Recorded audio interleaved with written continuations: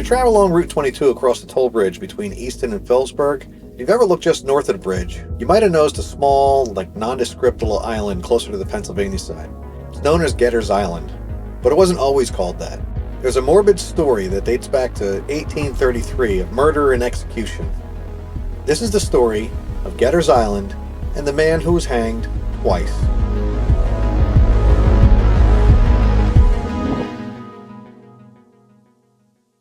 In 1832, Charles Getter was a local German farmhand living in Forks Township, and he was accused of fathering the unborn child of Margaret Lowell. Apparently at that time, having a child out of wedlock was a serious infraction, and although Charles professed to be in love with another woman, the promise of being prosecuted and thrown in jail forced Charles to reluctantly marry Margaret, a marriage that would not end well for anyone. And on February 28, 1833, shortly after their legal marriage, Margaret's body was found in a shallow limestone quarry where the Northampton Country Club now stands on William Penn Highway. And according to autopsy reports, the life had been choked from her body by a pair of powerful hands sometime the night before. After a brief investigation, an arrest warrant for Getter was issued, and Charles Getter was sentenced to death by hanging.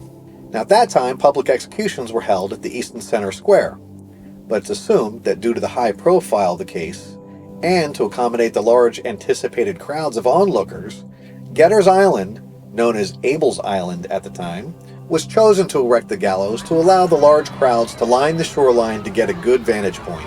And on October 4th, 1833, at Getter's request, the gallows were constructed in a method that caused the prosecuted to be run up from the ground through a series of pulleys and weights, rather than have the floor drop out from below like in a traditional gallows, a method that was believed to be more humane. The rope was cut, the weights dropped, Getter was hoisted into the air about 3 feet, but the rope snapped.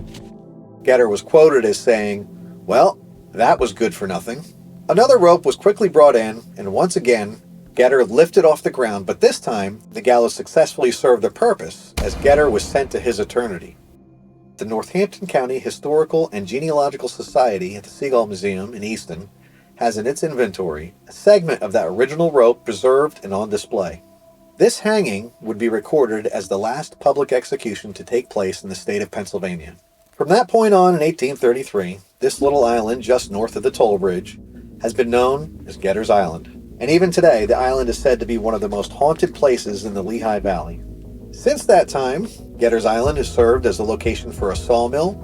It witnessed the explosion of a steamboat that killed 10 people, and oddly enough, even served as a small amusement park in the late 1940s dubbed Tropical Island, and that lasted for a few short seasons before being washed out in a flood.